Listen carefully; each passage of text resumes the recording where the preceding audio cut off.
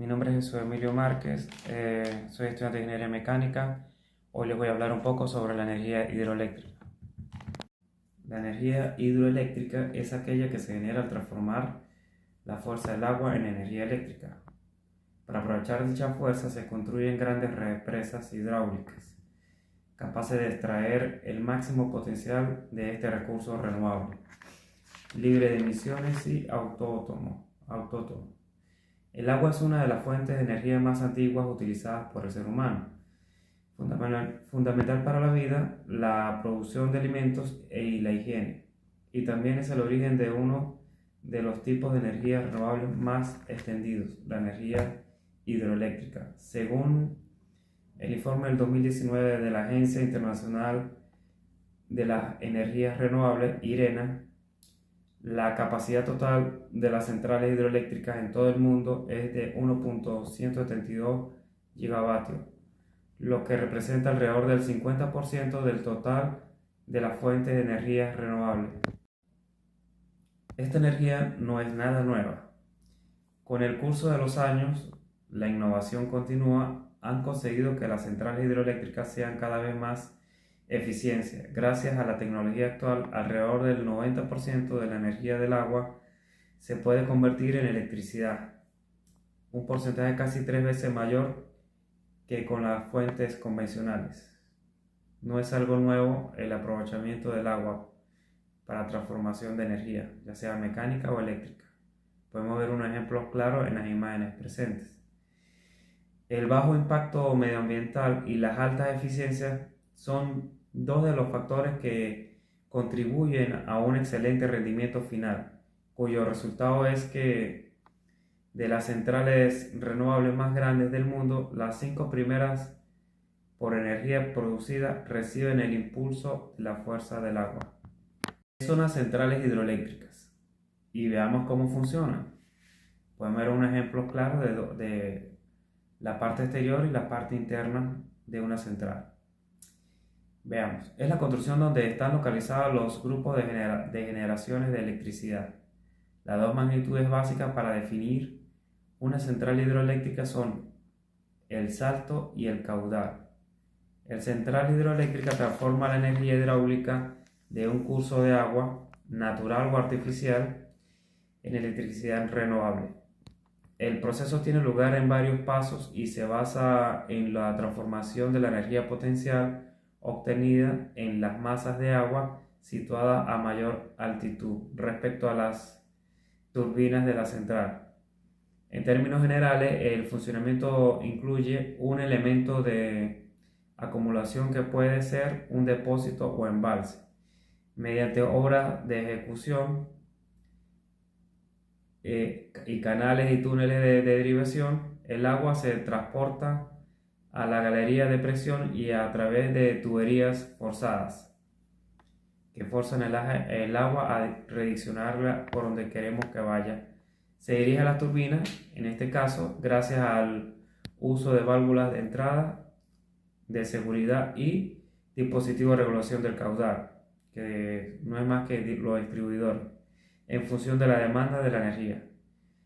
Si necesitamos mayor demanda, incrementaremos nuestro caudal. Si necesitamos menos, pues reduciremos. ¿Cómo funcionan las centrales hidroeléctricas? Bueno, en la proyección que tenemos actualmente, nuestro dibujo nos representa detalladamente cómo es el proceso. Primero, vemos el agua en movimiento, el embalse. La presa se sitúa en el caudal habitual del río, acumulando agua para formar el embalse. Eso permite que el agua se cargue de energía potencial que después se transformará en energía eléctrica.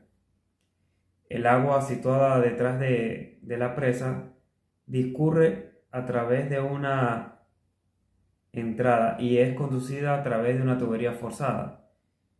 Esta tubería forzada nos direccionará el caudal hacia las turbinas. La energía potencial se va transformando en energía cinética a medida que el agua circula por la conducción. Al llegar a las salas de máquinas, el agua actúa sobre, sobre las paletas de las turbinas, transformando su energía cinética en energía de rotación. El agua, una vez que ha crecido su energía, es conducida río abajo a través del canal de desembarque. Bueno, el agua accionada a las turbinas generando energía mecánica y sale a través de ella en un canal de desagüe, a través del cual se devuelve el río directamente conectado a la turbina. Está el generador eléctrico, llamámoslo rotativa, que es el alternador, que convierte la energía mecánica recibida por la turbina en energía eléctrica.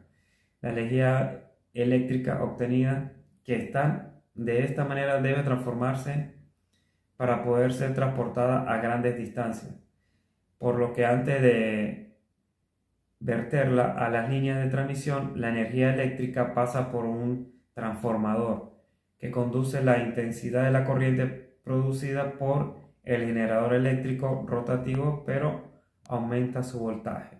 Una vez que llega al lugar de utilización, antes de poder utilizarla, la energía pasa de nuevo a un transformador que eleva la potencia de la corriente y baja su voltaje, de manera que se pueda aprovechar para usos industriales, comerciales y domésticos. Podemos ver las partes que conforman una central hidroeléctrica. Vamos a comenzar viendo lo que es la presa. En nuestra transparencia podemos ver claramente lo que es la presa. Es la infraestructura de obra civil, por decirlo de una manera académica. Entre sus características físicas destacan la altura sobre los cimientos, la longitud de coronación y el volumen de hormigón. Es un muro artificial que contiene un río que sirve para regular el caudal de salida de un curso de agua natural y formar un embalse o reserva que alimenta, en este caso, una central hidroeléctrica. Una presa está formada por elementos de entrada, túneles o canales, rebosadoras para liberar el exceso de agua y elementos de desagüe. Puede tener desde pocas decenas de metros hacia cientos de metros de altura. Solemos referirnos a las estructuras de más de 15 metros de altura o con un volumen de embalse, capacidad máxima de almacenamiento, de más de 1 millón de metros cúbicos como grandes represas. Podemos ver parte de la construcción de la represa más alta del mundo. Actualmente es la Jinping 1 en el río de Chalon, en China. Con unos 305 metros de altura, será superada cuando finalice su construcción por la represa Rubon en Kazajistán, que se elevarán hasta los 335 metros. La represa de mayor caudal es la presa de Karibá, construida en el río Zambeze, entre Zambia y Zimbabue, con unas dimensiones de 128 metros de altura y 579 metros de longitud, y una capacidad de 185.000 millones de metros cúbicos. Podemos ver la construcción de Jinping 1. Ahora, los tipos de represas. Las represas pueden dividirse en dos categorías principales: la presa de gravedad y las presas de vuelta. La presa de gravedad suele tener una sección vertical con forma triangular o trapezoidal y una sección horizontal como un eje recto o en ocasiones curvo. La estabilidad y la resistencia de la presa a la presión hidroestática depende únicamente al peso de la construcción.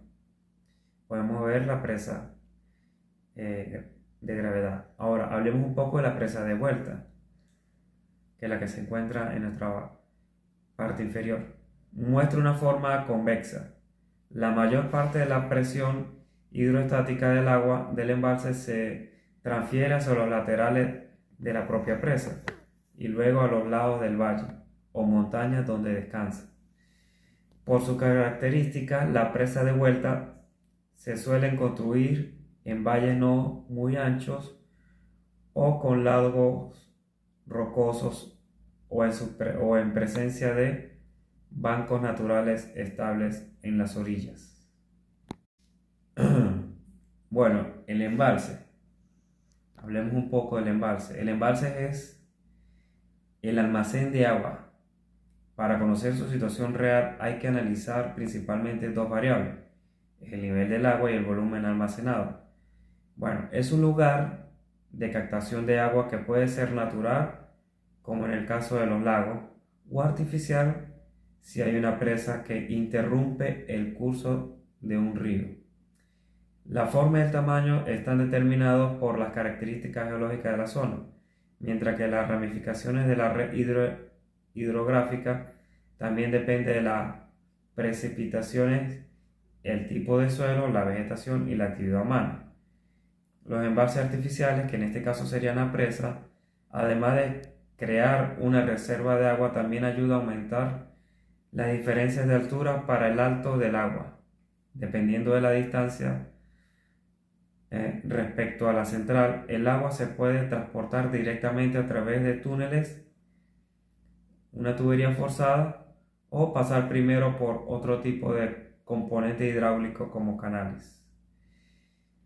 Cada presa está vinculada, esto es importante, a la medida para regular el nivel del embalse, como los rebosaderos, unos canales que permitan derivar el agua, facilitando que ésta fluya en caso de que el nivel de llenado supere el límite máximo.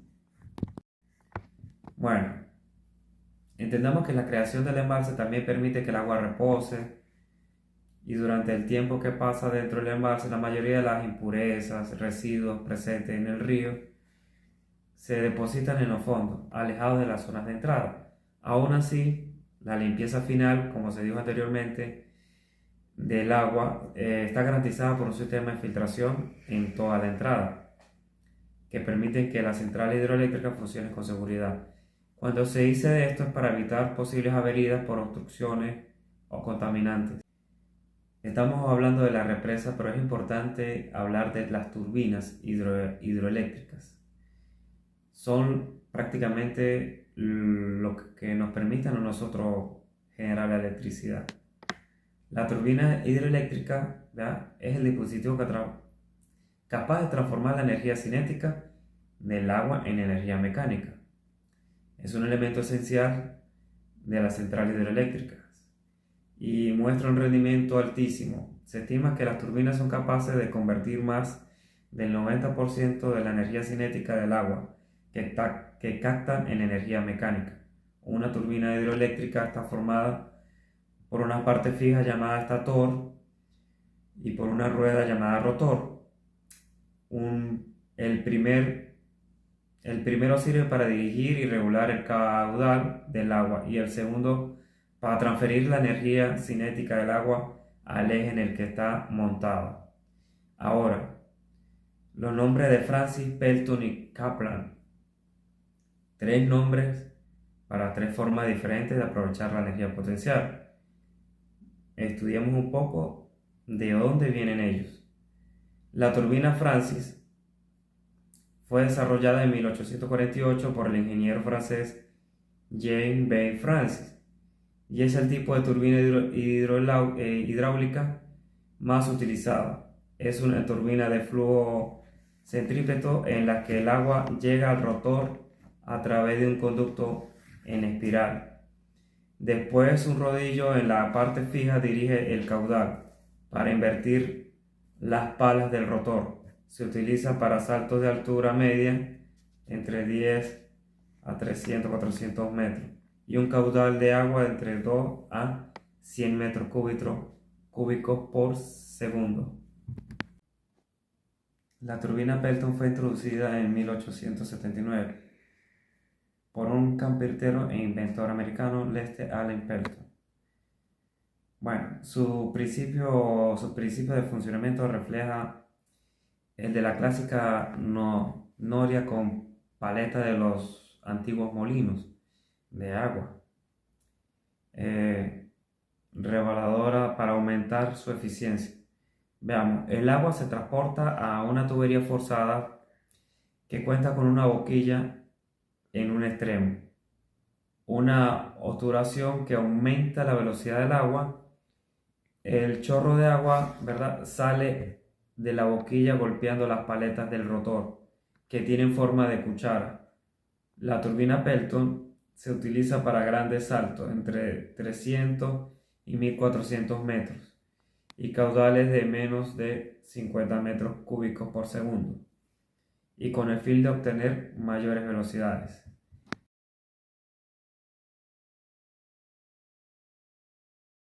Hablamos de la turbina Kaplan. Bueno, ella fue presentada en 1913 gracias al profesor austriaco Victor Kaplan. Sigue el principio de la hélice de un barco. La turbina Kaplan es una turbina de tipo axial en la que el caudal del agua hace que los álabes de las hélices giren hacia adentro y hacia afuera en dirección axial con respecto al eje de rotación de las hélices.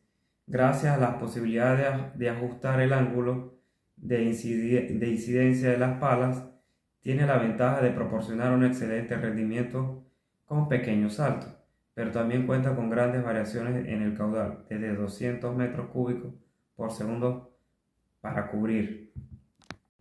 Ventajas de la energía hidroeléctrica. Las centrales hidroeléctricas tienen varias ventajas y aspectos positivos. ¿Cuáles serían? Bueno, la reutilización. Bueno, se trata del recurso procedente del agua de lluvia y además el agua empleada en el proceso puede volver a utilizarse. La duración. Las instalaciones hidroeléctricas tienen una larga vida útil. Sostenibilidad o sostenible. La energía hidroeléctrica ayuda a disminuir las emisiones de gases de efecto invernadero. Flexibilidad. Los recursos hidráulicos facilitan la gestión de los picos de demanda energética al poder utilizar el agua de embalse en forma flexible. El control. Bueno, los embalses resultan especialmente útiles a la hora de regular el caudal de un río para evitar, por ejemplo, crecidas peligrosas o inundaciones. Los costes o costos. Aunque la inversión necesaria para la puesta en marcha de una central hidroeléctrica es alto, su desarrollo conlleva la construcción de pantanos, presas, canales, entre otros. Los costos de explotación son bajos en este aspecto. El respaldo, su flexibilidad operativa se expresa como complemento y respaldo esencial para el desarrollo de otras tecnologías renovables de generación intermitente como la solar fotovoltaica y la eólica. Desventajas de la energía hidroeléctrica.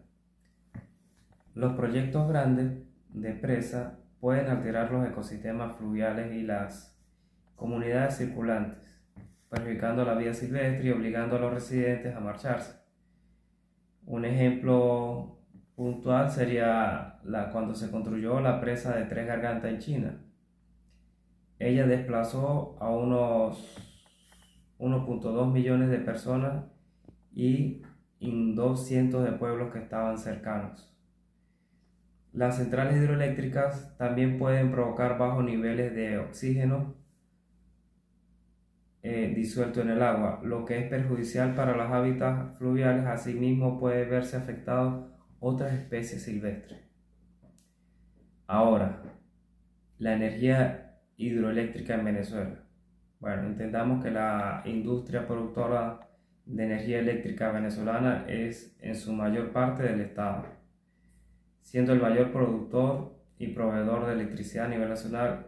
El funcionamiento de los complejos hidroeléctricos se fundamenta en la puesta en marcha de turbinas generadoras de electricidad movidas por la fuerza hidráulica. La energética del territorio nacional es cubierta por los siguientes complejos hidroeléctricos. Principalmente hay tres, como son la planta del Caroní, que está en Ciudad Guayana, y sus capacidades de producción desde 870.000 kilovatios. Está la represa del Guri, ubicada en el río Caroní, cuenta con dos generadores de 700.000 kilovatios de potencia, cada de 2.250 kilogramos cuadrados. Provee la mayor cantidad de energía eléctrica que consume el país hoy. Represa Uribante-Caparo. Ella se encuentra ubicada en el estado Táchira y cubría las necesidades de las regiones andinas. Recogía en su embalse las aguas de los ríos Uribante, Caparo, Camburito y Doradas. Está construida en 3 centrales y su capacidad anual se calculaba en 4.546.000 kilovatios. Podemos ver la realidad del pasado y el presente. Una represa que se encuentra en un estado crítico debido a las sequías y la falta de mantenimientos correspondientes a un gobierno presente. Bueno, en Venezuela hay entre 16.000 y 17.000 megavatios instalados de energía hidroeléctrica y una cifra similar de fuente termoeléctrica, para un total aproximado de unos 34.800 megavatios. El drama de este país es que hoy la crisis que nos ocupa, solo tenemos una disponibilidad de 200.000 a 300.000 megavatios, que es menos de la mitad de la necesidad para cubrir la demanda energética nacional. Esa es la realidad que vivimos hoy en el sistema hidroeléctrico y energético en nuestro país, Venezuela.